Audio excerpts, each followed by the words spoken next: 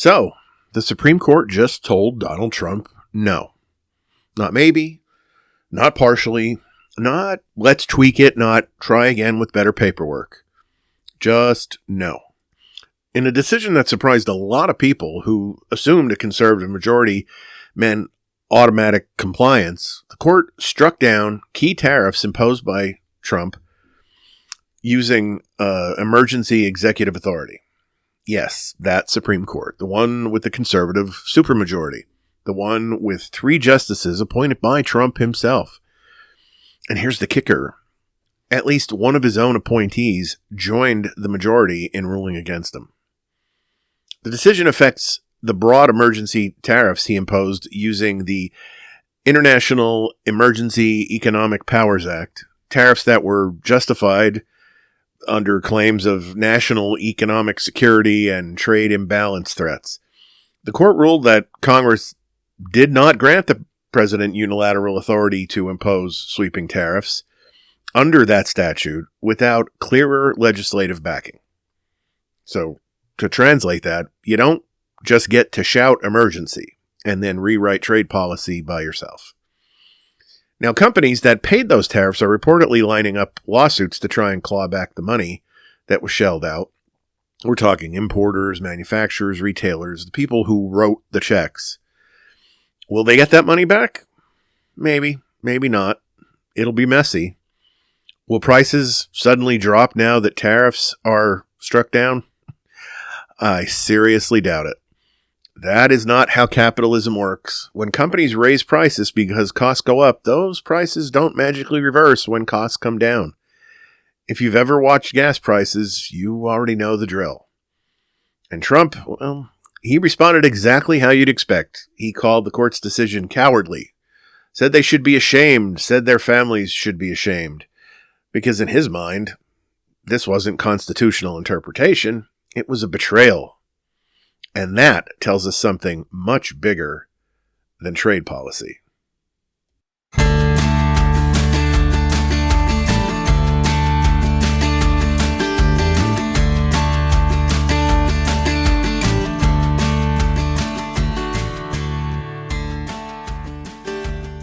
Greetings to all. You're listening to Your Neighbor on the Left, the podcast where we talk about liberal politics, human decency, and life on the blue side of America's ideological divide. My name is Don Spielis, and I am your host. Today we're going to be talking about the Supreme Court, more specifically their 6-3 rebuke of Trump's tariff initiative. Now, please don't go into this thinking that I'm a universal defender of SCOTUS. I'm not. But this decision was a win for businesses and sort of a win for consumers, but more crucially, not a win for President Trump. And we're all aware of how he deals with losing. This is not going to be an exception. But before wading into that, let's do some hot topics.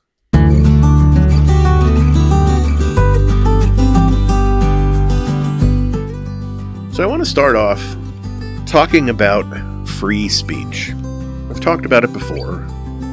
But you've probably noticed that everybody seems to be talking about free speech lately. It's everywhere. It comes up in conversations about campus protests, about ICE protests, about books being pulled from libraries, about what teachers can and can't say in classrooms, about, what people put on social media and what gets taken down, about what politicians say they're being silenced for.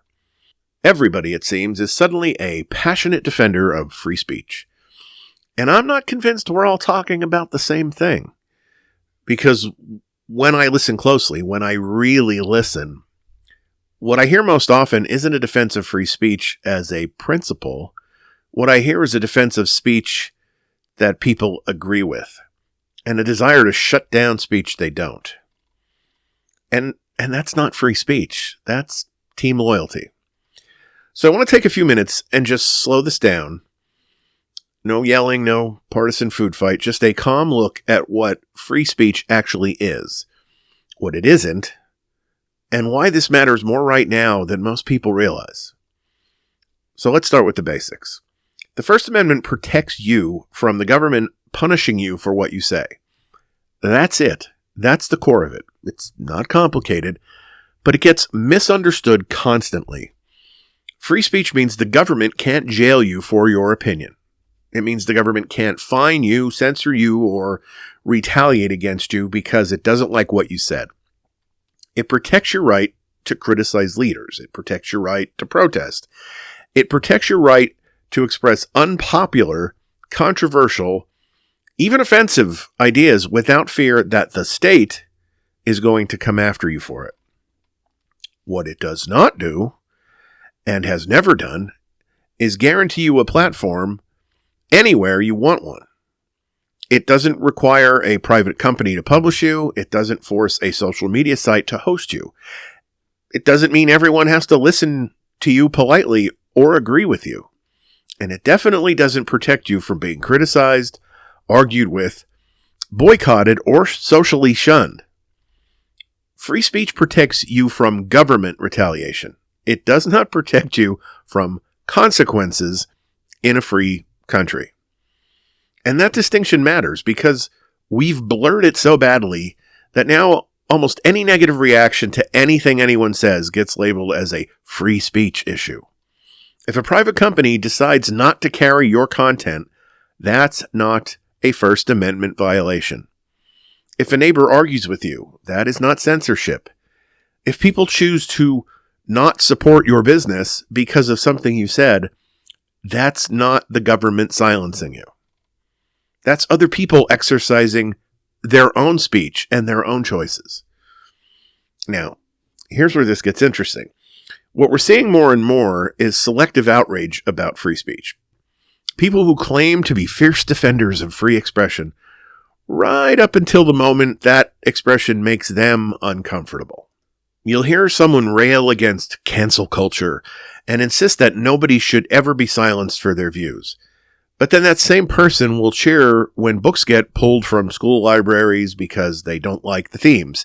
They'll say removing those books is protecting children or protecting values or protecting the community. You'll hear politicians say that free speech is under attack when a controversial speaker gets protested on a college campus. But those same voices may also support laws that restrict what teachers can say about certain historical topics or social issues. Suddenly, speech needs to be regulated for the public good. You'll hear outrage when a social media platform moderates content, claims that this is censorship and tyranny. But then you'll hear applause when government officials threaten funding or legal consequences for institutions that allow protest speech they don't like. And it raises a simple question. If you only defend speech when you agree with it, do you actually believe in free speech? Or do you just believe in protecting your side? I'll be honest, living where I live, I hear this a lot. I hear people passionately defending free speech. But very often, what they're defending is their speech. Their right to say what they want without pushback. Their right to express their views without consequence. Their right to be heard without criticism, and those same rights for the side they agree with. But when someone else speaks, someone they strongly disagree with, often the tone changes. Suddenly the conversation shifts from freedom to limits, from rights to responsibility, from everyone should be able to speak to, well, not that. And I get it. I truly do, because some speech is ugly. Some speech is nothing but offensive. Some speech makes you angry, and justifiably so. Some speech makes you feel like society is losing its ever-loving mind. Every one of us has heard something and thought, that shouldn't be allowed. That's a human reaction. But here's the uncomfortable truth about free speech. It exists specifically to protect speech that you hate. Not the speech you agree with. That doesn't need protection. Popular speech has never needed protection. Speech that fits comfortably within the mainstream is never at risk. The whole point of the First Amendment is to protect dissent, to protect unpopular opinions, to protect expression that offends many, even the majority, to protect voices that challenge power or culture or norms or whatever. If free speech only applied to ideas that everyone liked, we wouldn't need it. You can absolutely condemn speech morally. You can say it's ignorant, offensive, harmful, wrong. Pick the word you like. You can argue against it passionately. You can refuse to support it. That's all part of living in a free society. But there's a difference between saying, I hate what you're saying, and saying, the government should be able to stop you from saying it. Once you cross that second line, you're not talking about social disagreement. You're talking about state power. And history shows us something very clearly about state power. Once it exists, it rarely stays confined to the people you want it used against. When government officials start picking and choosing which speech is acceptable and which speech isn't, that authority doesn't stay neatly within a box within one political party. It doesn't remain permanently in the hands of people you trust. Power changes hands, administrations change, majorities shift. The tool that you create to silence someone you disagree with today can very easily be used to silence you tomorrow. We're already seeing warning signs of this mindset creeping in. Politicians openly discussing punishment for media outlets that criticize them. Threats to pull funding from universities over protests. Efforts to redefine certain kinds of protest as inherently criminal or extremist. Pressure on institutions to align speech with political priorities. None of this is happening in a vacuum, and none of it is hypothetical. The erosion of free speech in a democracy rarely comes in one fell swoop. It doesn't happen all at once. It doesn't arrive with a dramatic announcement. It happens gradually, selectively, conveniently, one justified exception at a time, one group at a time, one unpopular speaker at a time, until eventually the boundaries of what can be said shrink enough that dissent itself becomes risky. And here's another piece of confusion that keeps muddying the waters. The idea that free speech means freedom from consequences. It does not. You have the constitutional right to express your opinion without government punishment. You do not have a guaranteed right to say anything you want without anyone reacting. Other people have rights too. They have the right to respond, to disagree. They have the right to criticize, to choose where they spend their money, to decide what they support. Sometimes those reactions can be excessive. Sometimes public shaming goes way too far. Sometimes corporations can overreact. Sometimes the mob mentality jumps in and nuance vanishes. That happens. We should be honest about that. That does happen. But even then, that's still not a First Amendment issue unless the government is the one doing the punishing. In a free society, you have to include friction. It includes disagreement. It includes the possibility that people won't like what you say. That is part of the deal. The Constitution protects your right to speak, not your right to universal approval. So why does this matter right now? Because we're living in a moment where the definition of free speech is being stretched and twisted and selectively applied depending on who's speaking and who's listening. Where defending free speech often means defending speech that aligns with a particular ideology or another, while dismissing or suppressing speech that challenges that ideology. And once we start treating free speech as a partisan tool instead of a universal principle, we are on dangerous ground. The real test of whether you believe in free speech isn't whether you defend someone you agree with. That's easy. The real test is whether you're willing to defend the right of someone you strongly disagree with. Someone who irritates you or offends you or angers you, to speak without government interference. Not because you like what they're saying, but because you understand what it means if the government gets to decide who can speak and who can't. That's the line. That has always been the line. There's a famous quote written by Evelyn Beatrice Hall in 1907 that goes something like this: "I disapprove of what you say, but I will defend to the death your right to say it." You don't have to like every voice in a free society. None of us do.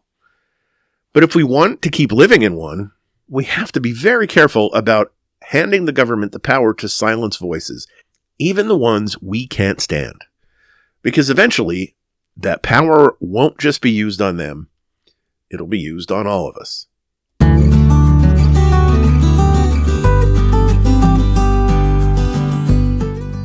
Okay, let me paint you a little picture. You're sitting at a bar, game's on, someone brings up politics, which, is always a mistake, and you hear about something the current president said this week.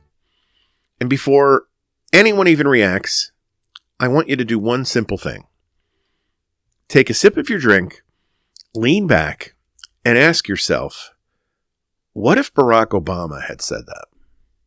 Because I have to tell you, if Obama had done even a fraction of what we're hearing and seeing lately, half of this country would have needed smelling salts and a fainting couch. So let's start with the greatest hits, let's say. Donald Trump very recently, talking about political opponents and critics, referred to them as, quote, the enemy from within, end quote. Not once, not in passing, but repeatedly. The enemy from within. Now, let's do the thought experiment. Imagine it's 2012. Barack Obama steps up to a podium and says, the real threat to America is the enemy from within. Now, he's not talking about terrorists. He means Republicans, conservative voters, Fox News viewers. How long before every Republican in America was on television using words like tyrant, dictator, authoritarian? This is how it starts. 20 minutes, 30 minutes at most. There would have been emergency hearings, special reports, guys on talk radio broadcasting from bunkers. But now, it lands. And half the country just shrugs like, that's just Trump being Trump. Trump has also said things like, they should be investigated. We'll appoint a special prosecutor. They've done very bad things. Talking about political rivals. Again, thought experiment time. Imagine President Obama in 2014 saying, we're going to look into Mitt Romney. We're going to investigate Republican leadership.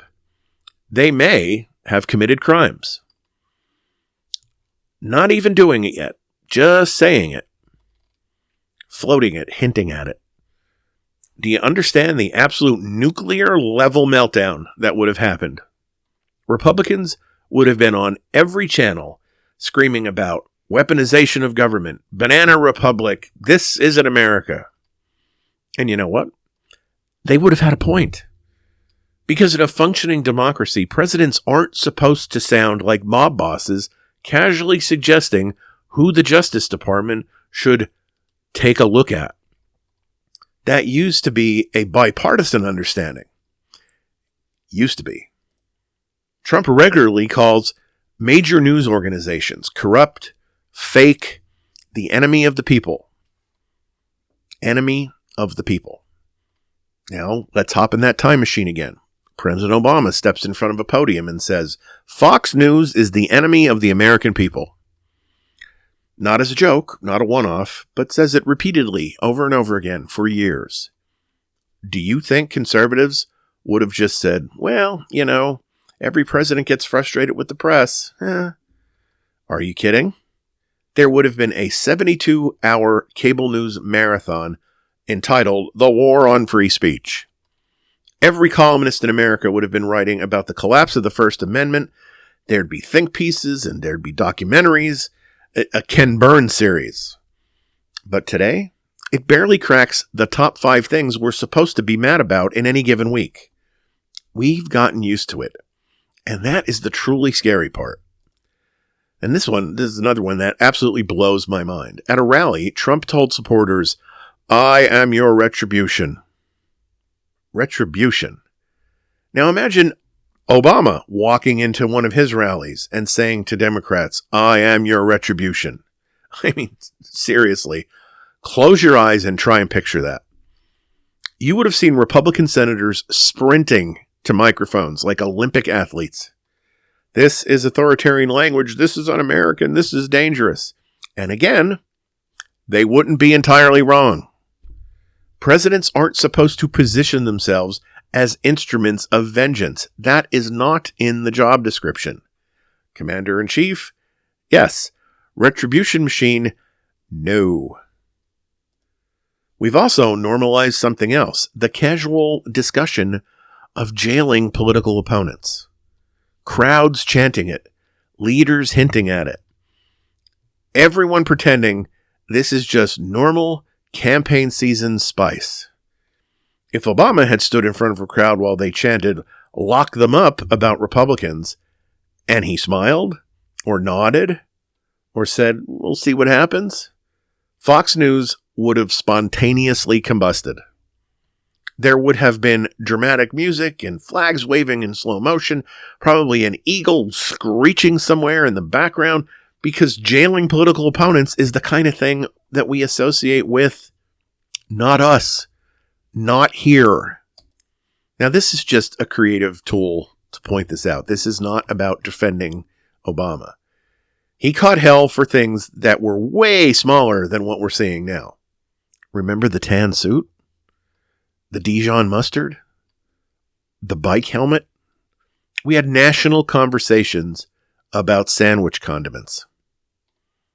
Now we've got a former and current president using language like enemy from within and retribution and suggesting prosecution of rivals and attacking the legitimacy of any media that questions him.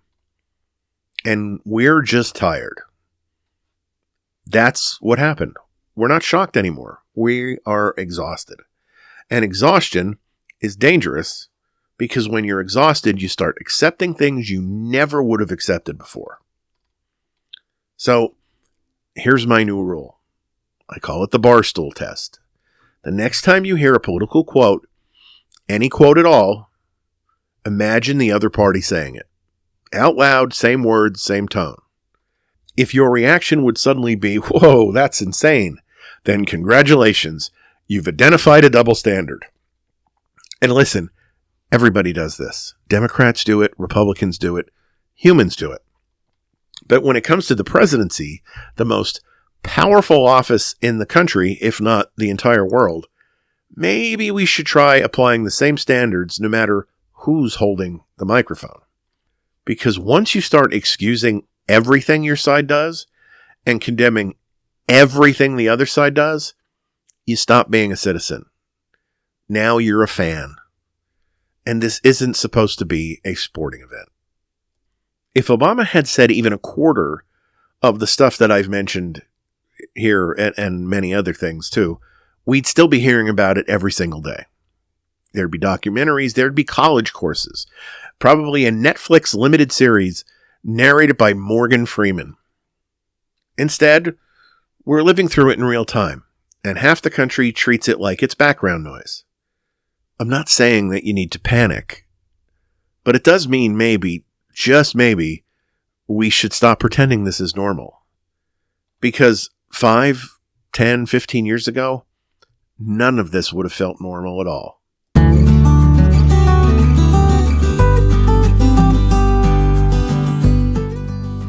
It's really been on my mind lately just how differently people in this country experience the news.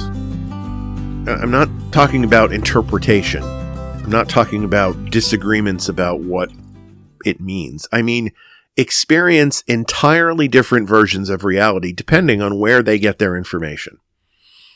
And I know this isn't exactly breaking news. We've all heard about media bubbles and echo chambers, but I don't think we've fully come to terms with just how deep this divide has gotten. Because at this point, we're not just arguing about politics, we're living in two separate news universes.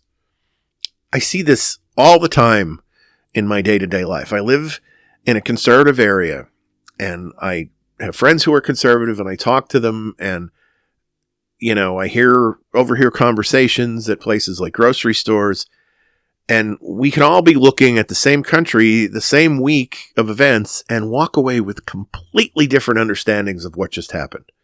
And I'm not talking about different opinions on things like tax rates or foreign policy. I'm talking about completely different ideas about what the major stories even were. What mattered, what didn't, what's real, what's exaggerated. What's a scandal and what's a big nothing burger? It's like we're watching two different movies on the same screen. Take immigration and border coverage over the last 6 months. If you primarily watch conservative media, the dominant story has been that the southern border is in a state of total collapse, or at least it was. An invasion, chaos, cities overwhelmed, crime rising because of migrants. That's the framing you see over and over. It's urgent, it's constant, it's framed as an existential crisis for the country. If that's your primary news source, it makes perfect sense that immigration would be the number one issue on your mind. It's presented that way every single day. But if you consume mainstream or left-leaning outlets, the immigration story has been very different.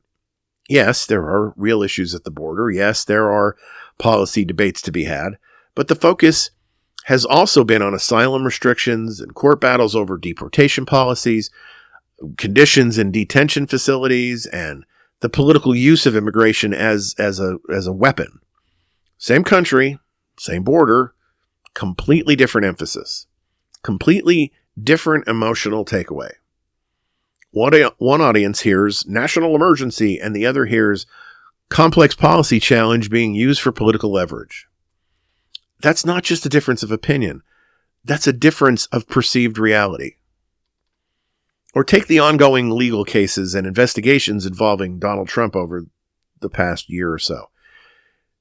If you're in one news universe, these are major stories about accountability, the rule of law, and whether a former president can operate above it. There's wall-to-wall coverage about court filings and hearings and rulings and the broader implications for American democracy. It's framed as historic, unprecedented, and deeply serious. If you're in the other news universe, the same events are framed primarily as political persecution, weaponization of the justice system, a coordinated effort to take down a political opponent. In that version of reality, the legal details almost don't matter because the overarching narrative is that the system itself is corrupt. Again, exact same events, same courtrooms, same filings, same transcripts, but depending on what you're watching or reading, you are being told a completely different story about what those events actually mean. And then there's the issue of free speech and education that's been bubbling for a long time now. Book removals, curriculum restrictions, campus protests, and debates over what can and can't be taught in schools. In one media ecosystem, the dominant storyline is that conservative voices are being censored, that students and speakers are being silenced on campuses, and traditional viewpoints are under attack. In another media ecosystem, the dominant storyline is that books are being pulled from libraries, teachers are being restricted from discussing certain topics, and academic freedom is being eroded by legislation. Both sides are talking about free speech. Both sides claim it's under threat, but they're talking about entirely different examples and entirely different villains. When you step back and look at it, it's no wonder conversations between people on opposite sides feel so frustrating. It's not just that we disagree on solutions. We're often not even starting from the same set of facts or the same sense of what is important. If your news diet tells you every day that the biggest threat to America is an open border and rising crime, tied to migrants, that's going to shape your worldview. If your news diet tells you every day that the biggest threat is authoritarianism, corruption, and erosion of democratic norms, that's going to shape your worldview. Neither person feels misinformed. Both feel like they're responding rationally to what they believe is happening. And that's where it gets dangerous, because democracy requires, at a minimum, a shared baseline of reality. We don't have to agree on policy. We don't have to vote the same way, but we do need some basic agreement on what's actually happening in the world around us. If one group believes crime is skyrocketing everywhere, despite data showing mixed or declining trends in many areas, and another group believes talk of crime is entirely manufactured, those two groups are going to talk past each other. If one group believes elections are fundamentally rigged, despite dozens of court rulings and audits finding no widespread fraud, and the other group believes the system worked as designed, those two groups are living in a different informational universe than the other. Social media, of course, has poured gasoline on this fire. Algorithms don't exist to inform us. They exist to keep us engaged. And what keeps us engaged is content that reinforces what we already believe or content that makes us angry. So if you click on one story about migrant crime, you're going to get 20 more. If you click on one story about political corruption, you'll get 20 more. Before long, your feed becomes curated reality, tailored specifically to your fears and your biases and your emotional triggers. It's not a balanced picture of the world. It's a funhouse mirror designed precisely to keep you scrolling. Cable news does something similar. Each network knows its audience. Each network knows what stories will resonate emotionally with that audience. So, editorial choices get made accordingly. Stories that confirm the worldview of the audience get more airtime. Stories that complicate that worldview, they get less. Over time, viewers come to feel that their preferred outlet is simply telling it like it is, while other outlets are hiding the truth. Trust erodes, suspicion grows. Eventually, you end up with millions of Americans who genuinely believe that anyone outside their information bubble is either misinformed or intentionally lying. I've had conversations with people where they bring up, something they're outraged about that I've barely even heard mentioned in the news. And I'll bring up something I consider a major story, and they look at me like I'm speaking Swahili. Neither of us is making anything up. We're just being fed different priorities, different angles, different levels of emphasis. That's what makes this so tricky. It's not that one side is always right and the other side is always wrong. It's that we're being shown different slices of reality and told those slices are the whole pie. There's also a psychological toll to living in this parallel universe. When you constantly hear that the other side is destroying the country, it becomes hard to see your fellow citizens as just people with different opinions. They start to look like threats, enemies, people who must be stopped at all costs. That kind of thinking erodes trust not just in institutions, but in each other. And once that trust is gone, everything becomes a zero-sum game. Every election feels existential. Every policy feels like it's life or death. And compromise becomes betrayal. Meanwhile, the people in power on all sides benefit from this division because a divided public is easier to manage. When we're all busy arguing with each other about which version of reality is correct, we're less focused on holding leaders accountable. When outrage is so constant and unfocused, it loses any effectiveness.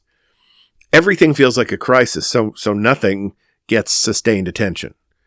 Real policy decisions, massive spending bills, regulatory changes, long-term structural issues can move forward quietly while we're all yelling at each other about the outrage of the week. Now, I'm not suggesting there's an easy fix for this. We're not going to magically go back in time to when everyone watched the same nightly news broadcast and trusted the same handful of sources. That world is gone. But I do think it's important to recognize what's happening, to understand that when someone you know has a completely different take on what's going on in the country, it may not be because they're stupid or malicious. It may be because they're being shown a different version of events every single day. A version that feels as real to them as yours does to you. At the same time, recognizing the divide doesn't mean pretending all information is equally credible or all claims are equally supported by evidence. Facts still matter. Evidence still matters. Reality still matters.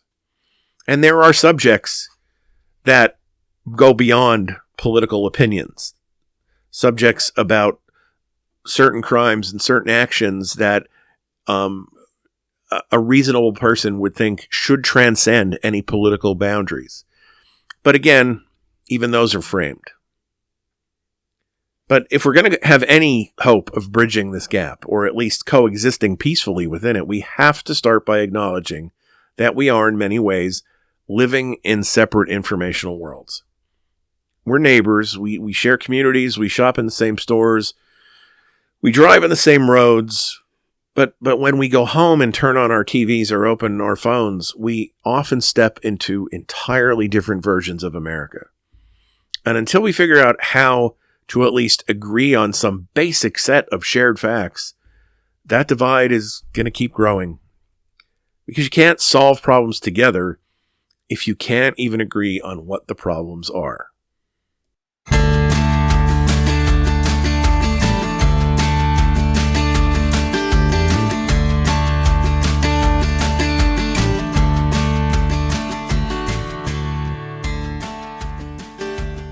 All right, so let's do our main topic now and talk about what just happened with the Supreme Court and Donald Trump and the tariffs. Because beneath the headlines and the predictable outrage, this story actually tells us something important about how power works right now in the United States and how it doesn't. So, in a recent decision, the Supreme Court struck down a set of tariffs imposed by Donald Trump using emergency executive authority. Not a lower court, not a procedural delay, the Supreme Court. The one with the conservative supermajority. The one that includes 3 justices Trump himself appointed. That one. The tariffs in question were imposed under the International Emergency Economic Powers Act, or IEPA, a law technically used for sanctions and genuine national emergencies. Trump argued that trade imbalances and foreign economic practices constituted an emergency that threatened the U.S. and national security, and then, by proxy, gave him authority to impose sweeping tariffs without Congress. The Supreme Court disagreed. In a majority ruling that included members of the conservative wing, including at least one Trump appointee, the justices determined that the statute simply does not grant the president unlimited authority to impose broad, economy-wide tariffs under emergency powers without clear congressional authorization. Now, translated into plain English, the president does not get to declare an emergency and then unilaterally rewrite trade policy. That power, constitutionally, belongs to Congress. This ruling wasn't about whether the tariffs are good or bad. Reasonable people, somewhat reasonable people, can debate that all day. It was about who has the authority to impose them and under what legal justification. The majority of the Supreme Court said Congress never clearly handed that power over in this context.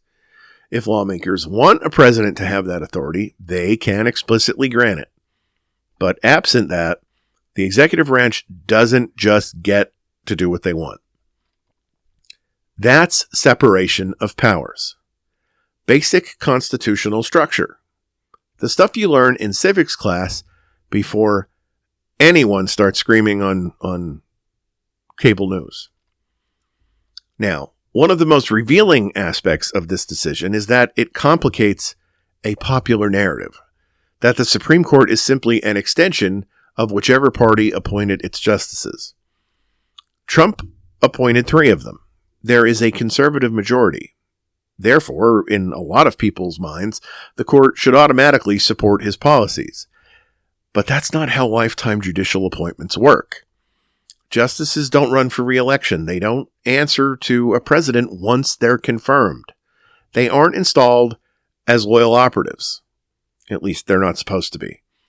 They are appointed to interpret the law as they see it based on their judicial philosophy and reading of statutes and the Constitution. In this case, at least one Trump-appointed justice joined the majority in striking down his tariff power. That doesn't mean the court isn't ideological. It clearly is in many areas. But ideology doesn't just equal personal loyalty. And that distinction really matters. Now, to the practical fallout. Companies paid those tariffs. Importers wrote checks. Manufacturers absorbed cost. And retailers adjusted pricing. For a year now, these tariffs have functioned as real expenses for American businesses. Now that the court has ruled the tariffs unlawful under the authority used to impose them, many companies are now preparing lawsuits to try and recover the money that they lost. That could mean a wave of litigation aimed at the federal government. The businesses are going to argue that they were forced to pay under a policy that has now been declared beyond executive authority. Now, will they succeed? Maybe. Maybe not. It's going to be a legal quagmire. Questions about retroactivity and sovereign immunity and congressional involvement will all likely come into play.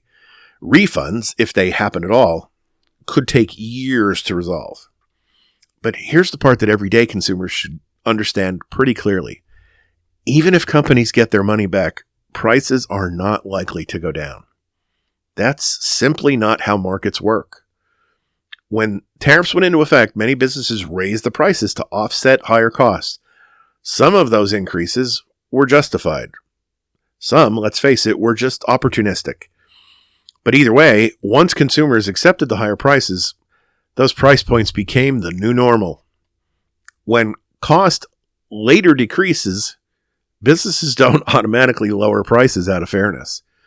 Unless competition forces them to, they pretty much tend to keep prices where they are and enjoy the improved margin. So while this ruling may reshape legal authority over tariffs, it is extremely unlikely to result in a noticeable drop at the checkout line. Now, Trump's response to the decision was as swift as it was familiar. He called the ruling cowardly. He said the justices should be ashamed. He suggested their families should be ashamed. This reaction reveals something deeper than disagreement with the court's reasoning. This reflects a fundamental misunderstanding, or maybe rejection, of how the Supreme Court is actually supposed to work. From Trump's perspective, appointing justices and presiding over a conservative majority appears to create an expectation of loyalty, which, I mean, that's all President Trump ever really expects is loyalty. So when rulings go against him, he interprets them as betrayal rather than independent legal judgment. But Supreme Court justices have lifetime appointments, specifically so they don't have to worry about pleasing a president or any political figure for that matter. Their role is to interpret the law, not anyone's agenda. Calling them cowardly makes little sense in that context. They cannot be fired. They don't face voters. They don't rely on presidential approval in any way once they're on the bench. The very structure of their job is designed to insulate them from that pressure. What seems to drive the rhetoric is not the constitutional debate itself, but the fact of losing. As we all know, for Trump, institutional disagreement often becomes personal. When courts rule in his favor, they are wise and patriotic. When they rule against him, they are weak or corrupt. The legitimacy of institutions is measured largely, if not in total, by whether they deliver wins. That's a problem in a system built on checks and balances. Anyway, strip away the personalities and the outrage, and this case boils down to something fairly simple. Limits on executive power. Something a lot of us have been hoping we would see at some point in this administration. Every president, regardless of party, will try to push the boundaries of what the executive branch can do. That isn't new. That's not new at all. What matters is whether the other branches enforce the limits. In this instance, the Supreme Court said the president cannot use a vaguely defined emergency to bypass Congress on major trade policy. That boundary will apply to future presidents as well, by the way, not just Trump. And that's the key takeaway right there. This decision is not about whether tariffs are good or bad. It isn't even primarily about Trump, although in his universe, everything is about him. It's about whether one branch of government can act unilaterally in areas where the Constitution assigns authority elsewhere. The court said no. That doesn't mean the debate over trade policy is over. Congress could attempt to pass legislation granting broader tariff authority. Future administrations could pursue different strategies. But for now, the system worked the way it was designed to work. One branch asserted power, another branch reviewed it, and a limit was enforced. That is certainly not cowardice. That's constitutional structure doing its job.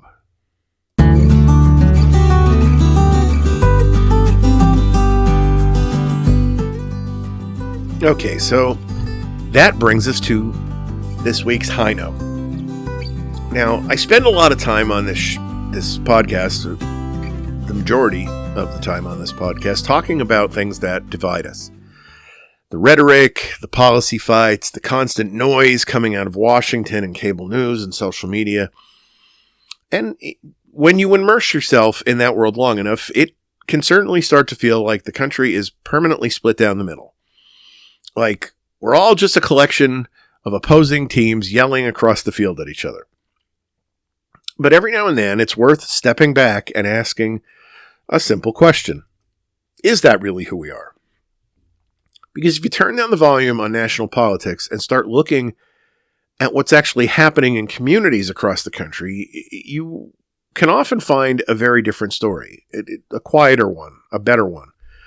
A story about people who don't agree on everything and don't vote the same way, and certainly don't watch the same news, and yet still manage to show up for each other when it matters most. And that's what I want to talk about for a few minutes. Over the past year, and even just in the past few weeks, parts of the United States have been hit with a steady stream of natural disasters. Hurricanes and floods and tornadoes and wildfires and winter storms. From small rural towns to major cities, a lot of places have found themselves dealing with power outages and destroyed homes and flooded streets. A lot of families suddenly unsure where their next meal would come from. And in the middle of all that, something remarkable happens. People help each other. And not because of party, not because of ideology, not because someone passed a law telling them they were supposed to. They do it because it's what you do when your neighbor is hurting. One of the clearest examples of this comes from disaster response efforts across the country, especially those coordinated by relief organizations like World Central Kitchen. Now, regardless of what you think about any particular organization or how you vote, what they're doing on the ground is something pretty extraordinary. And it's a perfect illustration of what Americans look like when we're at our best. In January of this year, a massive winter storm swept through the country, and we're talking about a system that stretched from Texas all the way to the Northeast. Ice and snow and sub-zero temperatures, power outages. In some places, roads were completely impassable. In others, families were stuck in homes without heat or electricity for days on end. When that happens, politics doesn't matter very much. What matters is whether someone can get you a hot meal, whether someone checks on your elderly neighbor, whether someone shows up. And that's exactly what happened. Teams of volunteers, local restaurant owners, community leaders, and relief workers mobilized across more than a dozen states. They set up kitchens in school parking lots, community centers, churches, fire stations. They cooked thousands upon thousands of hot meals and handed them out to anyone who needed one. No questions asked, no political litmus test, no discussion about who voted for whom. Just food and warmth and care. And here's the part that really stands out. These weren't outsiders swooping in to save the day. In most cases, the people doing the work were locals. They were Republicans and Democrats alike, conservatives and liberals. People who, under normal circumstances, probably disagree about a whole lot of things. Taxes, immigration, and social policy, and on and on and on. You name it. But in that moment, none of it mattered. Restaurant owners who might have been struggling themselves opened their kitchens and donated supplies.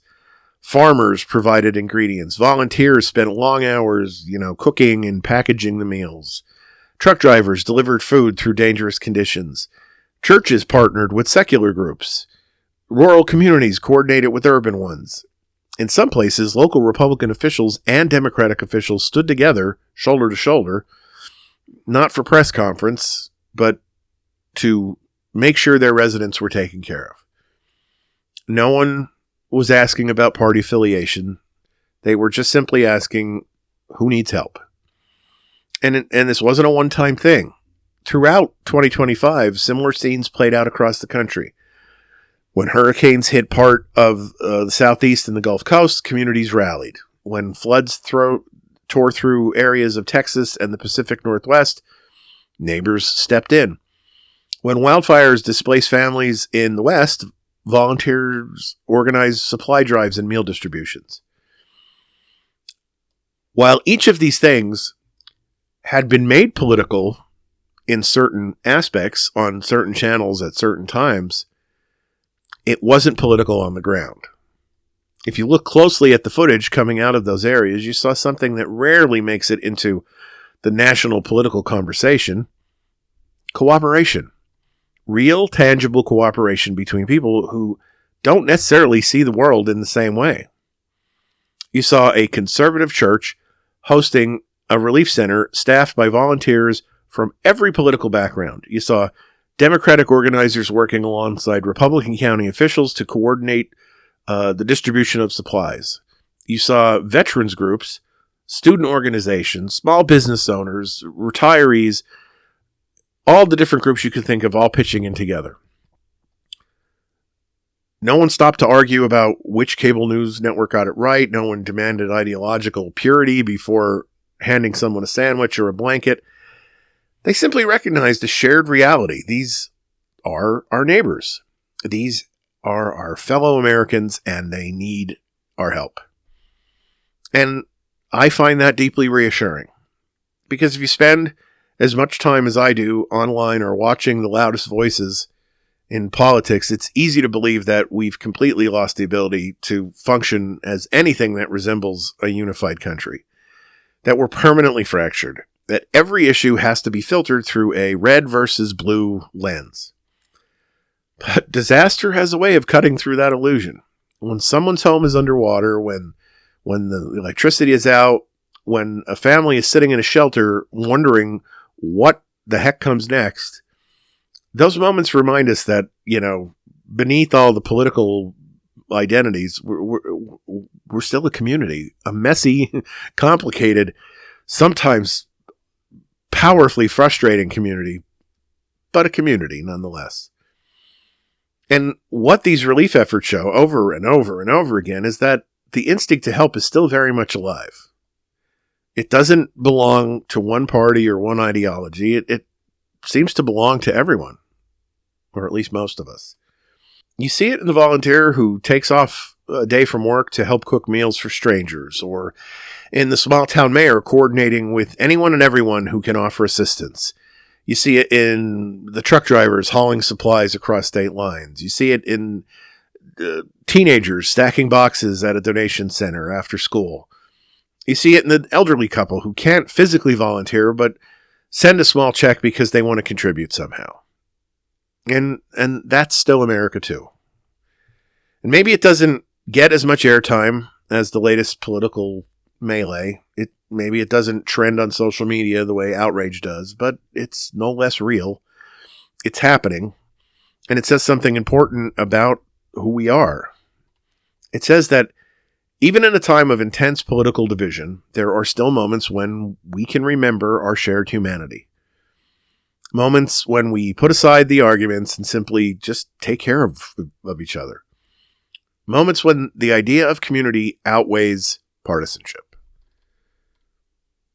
So, as I wrap up this episode, with all of the topics and all of the noise, I think it's worth holding on to that image for a moment.